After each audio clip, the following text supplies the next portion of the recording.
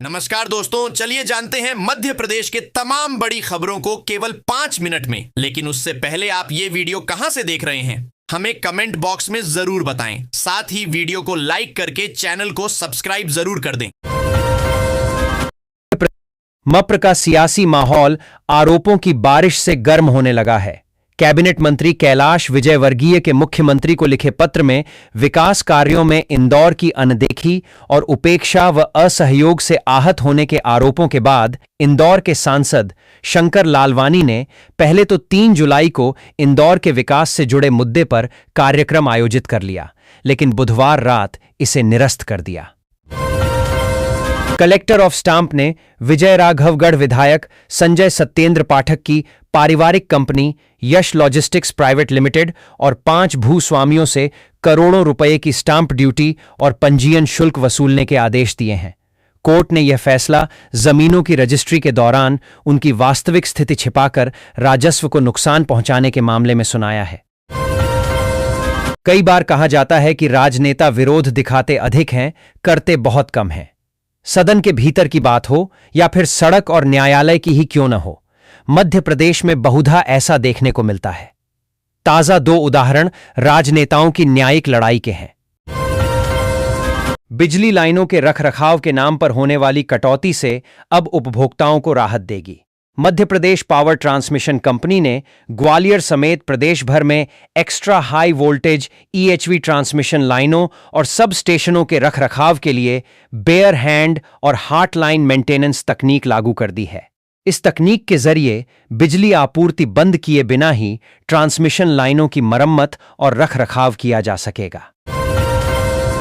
प्रयागराज कुंभ में माला बेचते हुए सोशल मीडिया में वायरल हुई मोनालिसा से शादी करने वाले फिल्म निर्माता मोहम्मद फरहान की अग्रिम जमानत याचिका विशेष न्यायाधीश लैंगिक अपराधों से बालकों का संरक्षण अधिनियम मंडलेश्वर ने खारिज कर दी है। नगर निगम की हाउसिंग फॉर ऑल एचएफए योजना के तहत अरहेड़ी में बनाए गए आर्थिक रूप से कमजोर वर्ग ईडब्ल्यूएस के 56 गैर झुग्गी आवासों की बुकिंग प्रक्रिया सवालों के घेरे में आ गई है। बुधवार सुबह 11 बजे ऑनलाइन पोर्टल खुलने के महज 20 मिनट के भीतर सभी मकान बुक हो गए। इसके बाद बड़ी संख्या में आवेदकों ने पोर्टल काम नहीं करने, आवेदन पूरा नहीं होने और तकनीकी गड़बड़ी की शिकायत की। मप्र में पहली बार धान की फसल पर भावांतर का लाभ देने की घोषणा किसानों के लिए बड़ी राहत की खबर है। इससे प्रदेश के 6.5 लाख किसान लाभान्वित होंगे। राज्य सरकार धान उत्पादक किसानों को एमएसपी और बाजार मूल्य के बीच के अंतर की राशि का भुगतान करेगी। प्रदेश में इससे पहले सोयाबीन उत्पादक किसानों को भी भावांतर योजना के माध्यम से लाभ दिया है। वंदे मातरम का अपमान करने के मामले में पार्षद और नगर निगम की पूर्व नेता प्रतिपक्ष फौजिया शेख अलीम को हाईकोर्ट से भी राहत नहीं मिली है। जस्टिस गजेंद्र सिंह की कोर्ट ने उनकी अग्रिम जमानत याचिका को खारिज कर दिया है। निचली अदालत से जमानत याचिका खारिज होने के बाद में अलीम ने हाईकोर्ट में अग्रिम जमानत के लिए याचिका दायर की थी। लूट डकैती जैसे सनसनीखेज 15 आपराधिक प्रकरण ऐसा खतरनाक गुंडा खुद को छात्र बताकर 16 वर्षीय नाबालिग छात्रा से दोस्ती करता है, उसे प्रेम जाल में फंसाता है, फिर खुद के इलाज के नाम पर 20 लाख रुपए के गहने और 1 लाख रुपए नकद ठग लेता है। राजधानी में निजी कॉलेज द्वारा 118 एमबीए विद्यार्थियों के नाम पर फर्जी खाते खोलकर छात्रवृत्ति के 99 लाख रुपए का हेरफेर करने का मामला सामने आया है। सीबीआई भोपाल ने मंगलवार को मामले में एफआईआर पंजीबद्ध किया है। इसमें यूको बैंक हबीबगंज शाखा की तत्कालीन वरिष्ठ प्रबंधक प्रेमा वर्म और कॉलेज के अधिकारी कर्मचारियों को आरोपित बनाया गया है। भोपाल से नोएडा के जेवर एयरपोर्ट तक सीधी उड़ान बुधवार से शुरू हो गई। एयरपोर्ट अथॉरिटी ने वाटर सैल्यूट से उड़ान का स्वागत किया। यात्रियों को इस उड़ान का काफी समय से इंतजार था, लेकिन पहले दिन उड़ान को उम्मीद से कम यात्री मिले। मध्य प्रदेश के 1.85 करोड़ बिजली उपभोक्ताओं को बड़ी राहत मिली है, क्योंकि बिजली खरीद लागत घटने से फ्यूल कॉस्ट एडजस्टमेंट एफपीपीपीए 3.91% से घटकर 1.11% हो गया है। इससे जुलाई में आने वाले बिजली बिलों में कमी आएगी और सभी श्रेणियों के उपभोक्ताओं को सीधा फायदा मिलेगा। प्रयागराज महाकुंभ में माला बेचते हुए इंटरनेट मीडिया में वायरल हुई बिल्लौरी आंखों वाली लड़की मोनालिसा से शादी करने वाले फिल्म निर्माता मोहम्मद फरमान खान की अग्रिम जमानत याचिका विशेष न्यायाधीश लैंगिक अपराधों से बाल संरक्षण अधिनियम मंडलेश्वर ने खारिज कर दी है। मध्य प्रदेश सरकार में राज्य मंत्री प्रतिमा बागरी के अनुसूचित जाति एससी प्रमाण पत्र की वैधता की जांच अब राज्य स्तरीय छानबीन समिति करेगी। अनुसूचित जाति विकास आयुक्त कार्यालय भोपाल ने मंगलवार को उन्हें नोटिस जारी कर 6 जुलाई को मंत्रालय स्थित वल्लभ भवन में व्यक्तिगत रूप से उपस्थित होने के निर्देश दिए हैं। मध्य प्रदेश में सरकारी कर्मचारियों की पदोन्नति का बहुचर्चित मामला अदालत की चौखट पर फिर शुरुआती बिंदु पर लौट आया है। लाखों कर्मचारियों को जिस फैसले का इंतजार था वह फिलहाल नहीं आ पाएगा। फैसला सुरक्षित रखने वाली खंडपीठ के दोनों न्यायाधीशों के स्थानांतरण के बाद अब पूरी सुनवाई नई पीठ के समक्ष नए सिरे से होगी। इसका अर्थ है कि बहस, दस्तावेज और कानूनी तर्क सब कुछ फिर से दोहराया जाएगा। दक्षिण पश्चिम मानसून की दशा अब अनुकूल होती दिख रही है। बुधवार को इस मौसमी प्रणाली ने उत्तर की ओर आगे बढ़कर प्रदेश के कुछ और जिलों को अपने प्रभाव में ले लिया। मानसून की उत्तरी रेखा अब झाबुआ, शाजापुर से टीकमगढ़, नौगांव तक पहुंच गई है। मानसूनी बादल अब उज्जैन, राजगढ़, गुना और अशोकनगर के कुछ हिस्सों में मानसून पूरी तरह सक्रिय हो गया है। मध्य प्रदेश के नगरीय विकास एवं आवास मंत्री कैलाश विजयवर्गीय द्वारा इंदौर शहर से जुड़े मुद्दों की उपेक्षा से संबंधित मुख्यमंत्री डॉ. मोहन यादव को लिखे गए कथित पत्र ने बुधवार को प्रदेश की राजनीति में हलचल तेज कर दी। भाजपा नेताओं की तो कोई प्रतिक्रिया सामने नहीं आई, लेकिन कांग्रेस नेताओं ने जरूर सहानुभूति दिखाकर तंज कसना शुरू कर दिया। किसानों को उनकी फसल का उचित मूल्य दिलाने के लिए धान पर भी भावांतर योजना सरकार शुरू करेगी। इसके तहत बाजार मूल्य व सरकार द्वारा निर्धारित मूल्य के बीच के अंतर का भुगतान सीधे किसानों के खातों में भेजकर किया जाएगा। सिवनी के पॉलिटेक्निक मैदान में राज्य स्तरीय धान महोत्सव के दौरान यह घोषणा मुख्यमंत्री डॉ. मोहन यादव ने की। उन्होंने कहा कि अब कृषि भूमि पर बिजली कनेक्शन मात्र 5 रुपये में दिया जा रहा है, जो देश में सबसे कम है।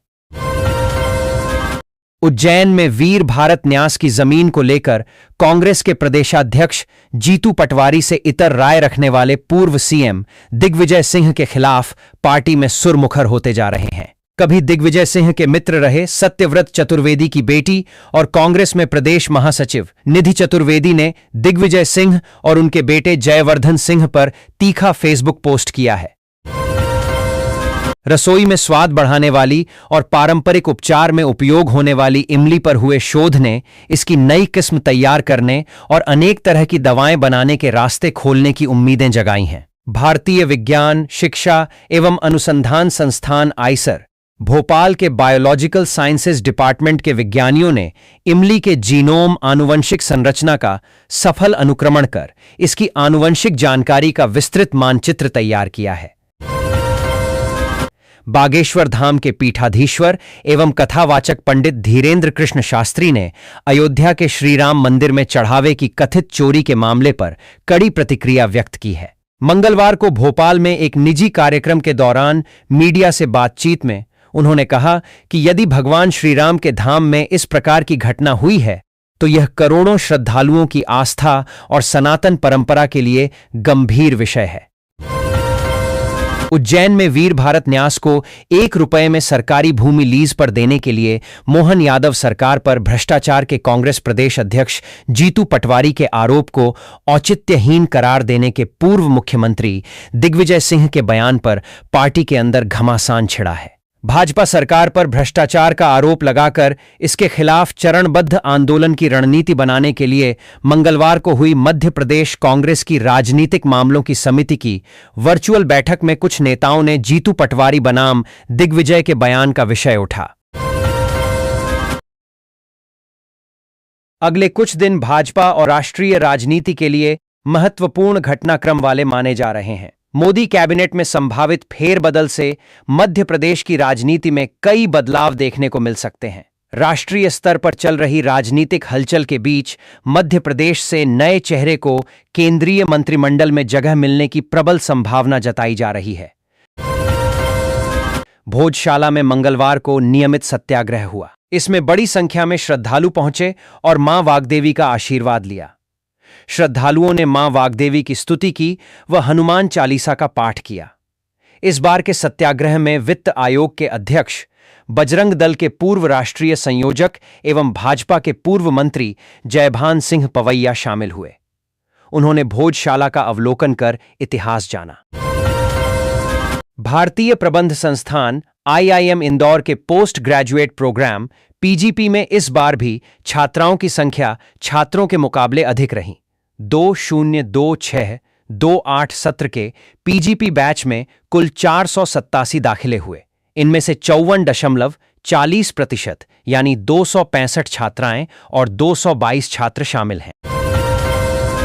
प्रमुख पेंशनर्स एसोसिएशन मप्र राज्य विद्युत मंडल पेंशनर्स एसोसिएशन के सदस्य गुरुवार को अपनी विभिन्न मांगों को लेकर 2 जुलाई को शाम 5 बजे लांखा बंजारा झील चक्राघाट पर जल सत्याग्रह करेंगे।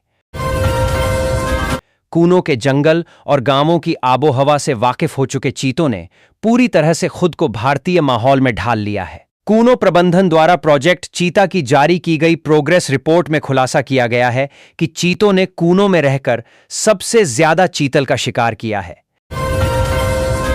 प्रदेश की आर्थिक राजधानी इंदौर में परिवहन सुविधा के लिए 123 करोड़ रुपए की लागत से कुमेडी में अंतर्राज्यीय बस टर्मिनल ISBT बनाया गया। करीब 1.5 साल पहले तैयार हुए ISBT का लंबे समय तक एजेंसी नहीं मिलने के कारण संचालन अटका रहा। एक पेड़ मां के नाम अभियान के अंतर्गत इस वर्ष वर्षा ऋतु में इंदौर जिले में 21 लाख पौधे लगाए जाएंगे। पौधरोपण के साथ साथ जल संरक्षण एवं भूजल संवर्धन को भी समान प्राथमिकता देते हुए जल गंगा संवर्धन अभियान को व्यापक जनभागीदारी के माध्यम से जन आंदोलन का स्वरूप दिया जाएगा।